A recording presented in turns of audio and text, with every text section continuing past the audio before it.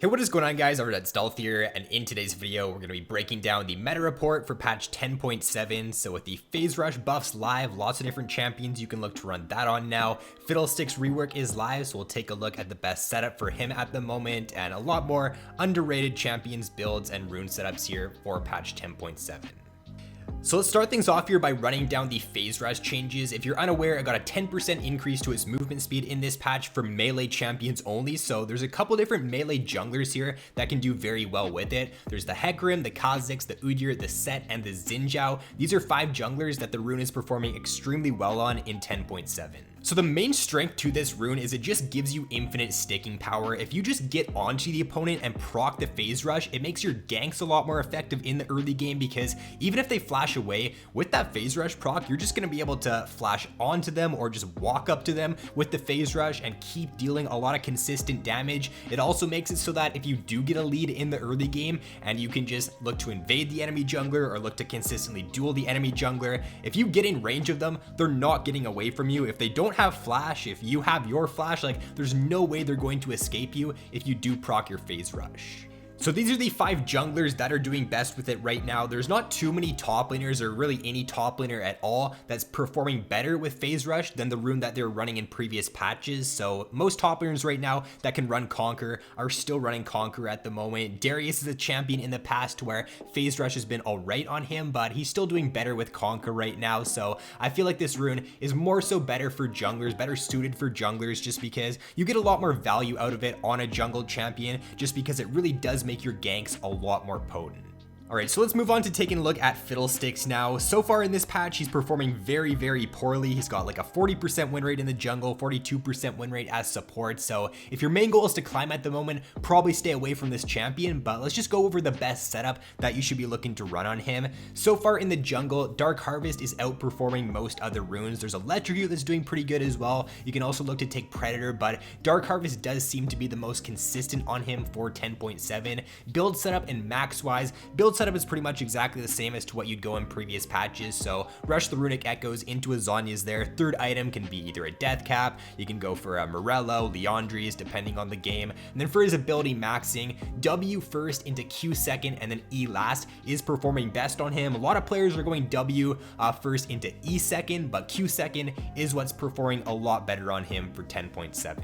Now, a really interesting summoner spell setup going around on the Rumble mid. A lot of pros and high elo Rumble players are taking heal as their secondary rune instead of something like the Ignite or instead of the teleport. With the heal there on the Rumble, it just allows for your 2v2 skirmish to be a lot better in the early game, and that's where Rumble really does tend to thrive, in those early skirmishes. If you can get into a 2v2 or into a 3v3, especially at the level 6 there, you're going to be able to win those a lot of the time. So by taking the heal, it just makes it so that you and your jungler are going to be able to win that 2v2 even harder. It just makes it so your skirmishes are that much better in the early game. You pair it up with the Nimbus Cloak as well there in your runes, and it just makes it so that you have so much movement speed and you could just dodge out very easily on enemy skill shots. So if they are playing a skill shot oriented champion and you can look to get into an early skirmish, then you're pretty much going to win that every single time. The stats even do back it up at the moment. Players who are taking the heal instead of the Ignite have around a 3 or 4% better win rate in 10.7. So after his buffs in this patch, the new king of the lower elos in the top lane is Nasus. With him getting buffed here in 10.7, and with both Darius and Garen being nerfed in previous patches, it now just puts Nasus on another level. He is performing extremely well in the lower elos right now. He's got one of the highest win rates in like bronze, silver, and gold at the moment. So if you're looking to pick up a top laner who's very simple to play, who can do extremely well in the lower ranks, then Nasus would be a very good option here for this patch. The setup that's doing best on Nasus right now is a very unusual setup that I'm pretty sure a Korean high elo Nasus player started running a couple patches back, and it's taking the spellbook as your keystone there and then running the ghost and the heal as your summoner spells. Since ghost and heal are both very short cooldown summoner spells, it just allows for your swap cooldown on unsealed spellbook to become very short very early on in the game, so you just have access to a lot of summoner spells once you do hit the mid to late game there. The ghost and the heal are also pretty good on on Nasus because he's a champion to where he can be kited pretty easily, but with the Ghost and the heal there, and also taking the Nimbus Cloak as your secondary rune, you just have so much movement speed. You just have a ton of movement speed there from the Ghost, the heal, and the Nimbus Cloak, so it really allows you to stick onto your target really nicely. For the build setup there, Turning Force Rush is pretty standard for every single game, and then for your second item, the Righteous Glory there, you can look to go that to just increase your sticking power even more and make it so that you can just never get kited. Spirit Visage can be a pretty good option as a third item as well, so if you are looking to climb out of the lower elos at the moment, Nasus would be my go-to pick for sure. Now, a very strong jungle pick at the moment that's flying under the radar is the Poppy Jungle. This is something that Spirit's been spamming in solo queue over the past couple weeks or so, been having a ton of success with it, and it's just overall a great jungler right now into a lot of the meta jungle picks. It got buffed, I think it was either last patch or the patch before. It got a nice buff to its damage, to its Q to monsters, so it's made it a lot better here over the past couple patches, and into things like the Lee Sin, the Echo, the Jarvan, the Zac, any of these champions that have a gap closer that need to jump on top of you, Poppy can do an extremely good job at countering them.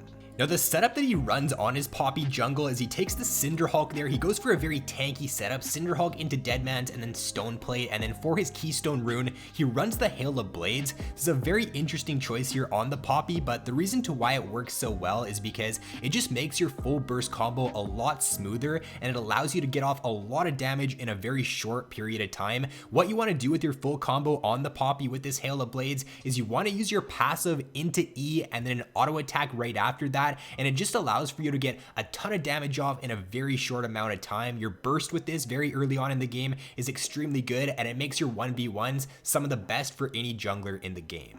So with the Manamune Draven picking up here over the past couple of patches, there's been a few different variations to this setup. Hans Sama, who's been known as one of the best Dravens in EU, is using his own variation of the build right now to where he goes for that Manamune Rush, but instead of going for lethality, he goes for a standard Draven setup, a Bloodthirster into the Infinity Edge there. So you're going to spike a little bit later on in the game with that setup because the BT and the Infinity Edge are much more expensive than Youmuu's and Duskblade, but once you do hit that spike, it's going to be an insane spike. It's going to give you a ton of damage. It's going to be the best build overall. It's going to be a lot more effective than you as a 3-item spike than the Youmuu's and then the Duskblade, just because you have crit in that build. You got the shield from the Bloodthirster. It just offers you a lot more. So if you do want to go for a very good scaling Draven build at the moment where you spike extremely hard at 3 items, the Manamune there into BT and Infinity Edge is something that can work really well. The Youmuu's into the Duskblade setup though, it's going to be best for you if the enemy team is not building any armor. So if they're just full squishy enemy comp, I would definitely look to go for the Youmuu's into Duskblade. This is something that Hums has been running on his Draven a lot the past patch or so, having a ton of success with it. A lot of other high elo Draven players have been running it too. So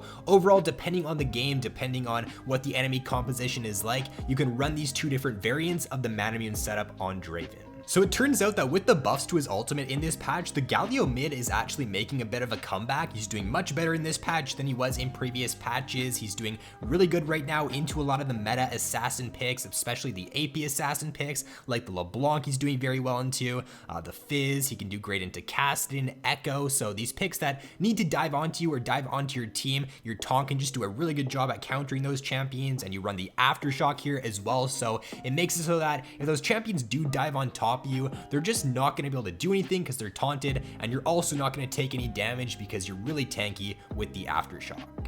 Now for a support pick, the set support right now is doing extremely good with Omnistone as his keystone rune. This is something that pros have been playing a ton in the past patch or so. It started to get popular in 10.6. It's becoming a lot more popular now in 10.7. So it's a new support pick to where he can do very well into any engage support, any melee support like a Leona, a Knot, a Thresh, a Blitz. He can do great into because he wants champions to dive on top of him. He's better if champions are dealing damage to him, if they're like hooking him in. It actually benefits Set because he's going to be able to get a ton of damage off there from his W when he does stack up his grit. So really good into melee champions. You can use him as a counter pick right now to a lot of those. I probably wouldn't blind pick him just because into range matchups he does struggle a little bit more. With the Omnistone on Set, you can reliably proc any keystone in the game on the champion, so it's overall a really good rune on him. It's going to be very consistent for you. You can look to run the Aftershock as well, perfectly fine on the Set support, but pretty much every pro in this patch right now is taking the Omnistone, and they're liking that a lot better than the Aftershock.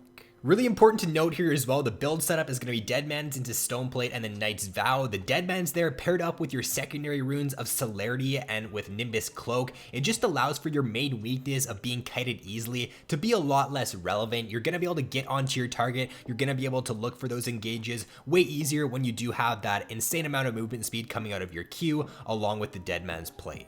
And then lastly here to round it out for a very underrated jungle pick for 10.7, it is the Iver. So Iver did receive 2 different buffs in this patch, one to his E's damage, the other to Daisy's cooldown. So overall, he just gets much stronger here. He's a jungle pick to where if you can get to your mid game spike and your team isn't super far behind and you can start like team fighting for those dragons, you can team fight over objectives, then with the redemption, with the themes there and the ardent sensor, you just provide so much utility for your team and you just make it so that if you just have one champion on your team or one carry on your team who's doing well, you make it so they pretty much never die in fights and they stay alive for a very long amount of time.